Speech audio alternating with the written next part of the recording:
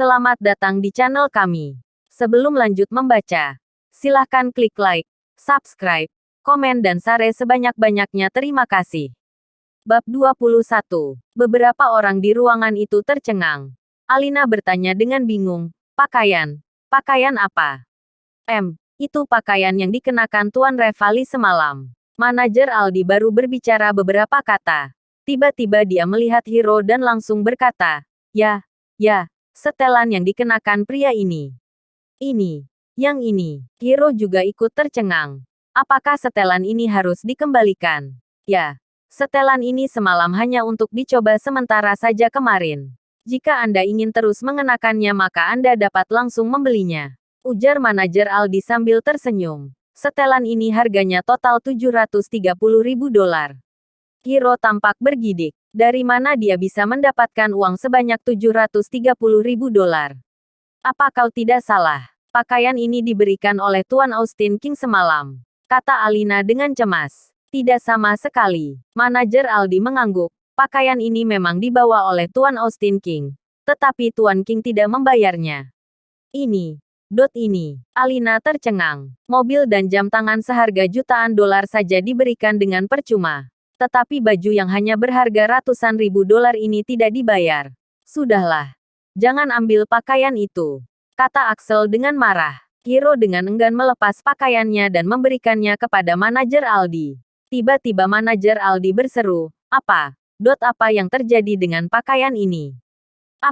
Apakah kalian telah mengubahnya? Hiro tampak bergidik. Hanya kuubah sedikit saja. Masih dapat diubah kembali. Kau sudah gila. Manajer Aldi menatap Hiro sambil berkata, ini adalah pakaian merek Armani. Pakaian ini dirancang dan dijahit oleh desainer internasional ternama di Italia. Dan kalian malah dengan seenaknya mengubah pakaian ini. Pakaian ini telah dihancurkan sepenuhnya oleh kalian. Alina, sepertinya tidak terlalu parah. Hanya beberapa jahitan saja. Manajer Aldi berkata dengan marah. Apanya yang tidak parah? Pakaian seperti ini semuanya dirancang dan dibuat secara khusus. Kau tidak boleh mengubah satu jahitan pun. Pakaian ini jika ku ambil lagi juga tak bisa dijual. Sekarang kalian harus membelinya. $730.000 dibayar dengan kartu kredit atau uang tunai. Beberapa orang di rumah itu tiba-tiba tertegun. $730.000. Dari mana mereka bisa mendapatkan uang sebanyak itu? Kau sedang menindas orang, ujar Alina dengan cemas. Itu kan hanya beberapa jahitan saja. Apa masalahnya?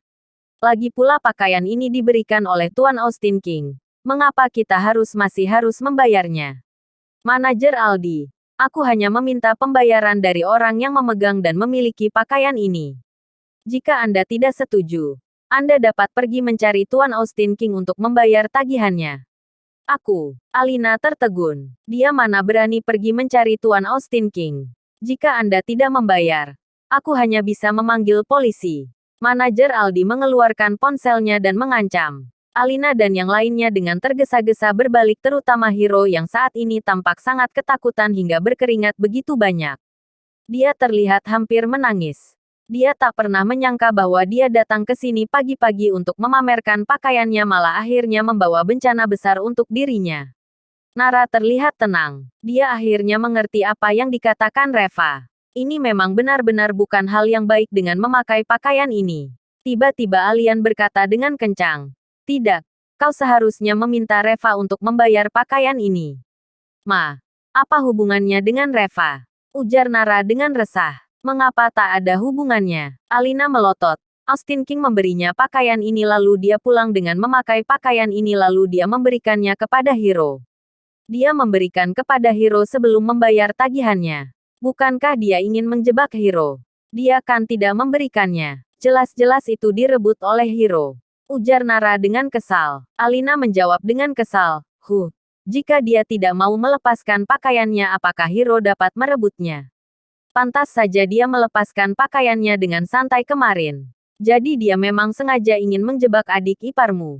Reva, aku benar-benar telah salah menilaimu. Tak kusangka kau begitu hina. Nara berkata dengan geram. Kau benar-benar sangat keterlaluan. Siapa yang keterlaluan? Ada budi harus dibalas. Ada utang harus dibayar. Apakah kau tak mengerti dengan ungkapan ini? Alina berkata dengan marah. Sudahlah Hiro. Kau pergi dulu, biarkan Reva yang menyelesaikan masalah ini. Hiro langsung menyelinap pergi. Nara. Diam. Alina berkata dengan marah. Reva. Masalah ini kuserahkan padamu. Kekacauan yang kau buat kau selesaikan sendiri. Setelah mengucapkan itu Alina menarik Reina dengan paksa ke ruang dalam. Kau sangat keterlaluan menindas orang seperti itu. Ujar Nara dengan nada protes. Bagaimana bisa kau memperlakukan Reva seperti ini?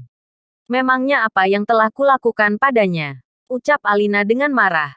Lalu menurutmu bagaimana seharusnya menyelesaikan masalah ini?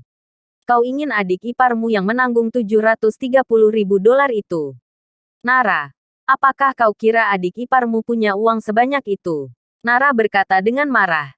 Jika dia saja tidak punya, lalu apakah Reva punya?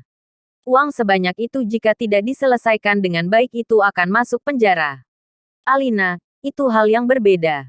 Hiro melakukan bisnis di luar dan menghasilkan 200.000 hingga 300.000 dolar per tahun, sedangkan Reva hanya menghasilkan 30.000 hingga 40.000 dolar setahun. Apakah kau tak bisa membedakan siapa yang lebih penting untuk dibela? Mana bisa begitu? Nara berkata dengan marah. Siapapun yang membuat masalah maka dia harus menyelesaikannya sendiri. Mengapa malah melemparkan masalahnya kepada orang lain? Alina, Reva adalah menantu yang menikah ke dalam keluarga kita. Dia makan dan tinggal di sini dengan gratis, jadi dia harus membantu menanggung masalah keluarga kita. Nara berkata dengan sangat kesal. Kau, peraturan macam apa ini? Benar-benar tak masuk akal sama sekali. Alina, ini adalah prinsip menjadi manusia. Dia adalah menantu yang menikah masuk ke dalam keluarga kita. Dia tidak memiliki apa-apa untuk dikontribusikan kepada keluarga kita. Lalu di saat darurat juga tak bisa diandalkan. Kalau begitu untuk apa aku merawat dan menjaganya? Bahkan anjing pun tahu membalas budi. Bagaimana kau bisa berbicara seperti ini? Nara berkata kesal. Aku tidak peduli. Masalah ini tidak ada hubungannya dengan Reva. Aku tidak akan membiarkanmu membuat Reva menanggung masalah ini.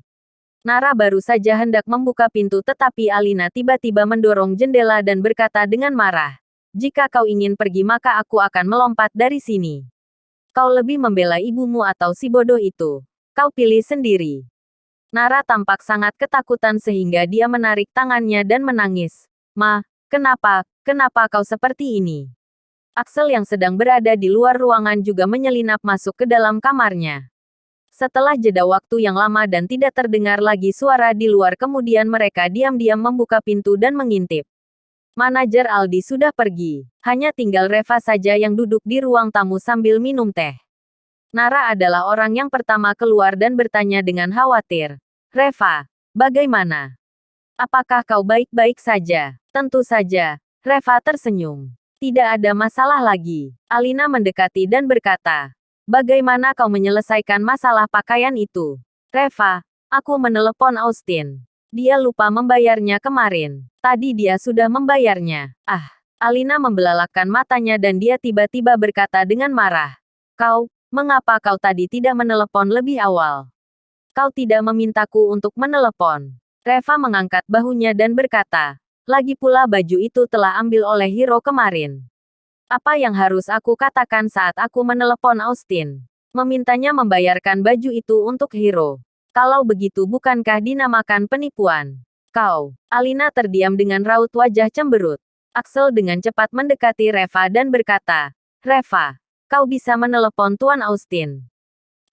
Kalau begitu bisakah kau meminta sesuatu dari Tuan Austin? Misalnya meminta uang atau hal lainnya. Alina juga menahan napas dan menatap Reva dengan gugup. Aku khawatir sudah tak bisa. Reva menggelengkan kepalanya. Dalam panggilan telepon tadi, Austin berkata kita berdua sudah lunas urusannya. Axel dan Alina terlihat begitu kecewa dan memarahi Reva. Kau benar-benar anak tak berguna. Sudahlah. Tak ada lagi yang perlu dibicarakan dengan orang tak berguna ini. Alina mengambil pakaian yang ada di lantai dan berkata, telepon Hiro dan minta dia datang untuk mengambil pakaian itu. Axel meneleponnya, tapi siapa sangka Hiro tidak berani mengambil pakaian ini lagi. Dia sudah benar-benar ketakutan dengan kejadian barusan. Lupakan saja. Hero ini juga sama saja tak bisa diandalkan. Ucap Axel dengan marah. Tepat ketika dia akan membanting ponselnya ada sebuah panggilan yang masuk ke ponselnya. Papa. Axel tampak terkejut ketika melihat ide penelepon. Lalu dia dengan cepat mengangkat dan menjawab ponselnya. Papa. Axel. Kau benar-benar telah membesarkan seorang putri yang baik dan menantu laki-laki yang hebat. Tomisu meraung. Kalian telah mencuri obat yang baru dikembangkan perusahaan keluarga kita untuk menyembuhkan orang lain. Kalian sengaja membocorkan rahasia perusahaan maka kalian semua harus dipenjara. Bersambung.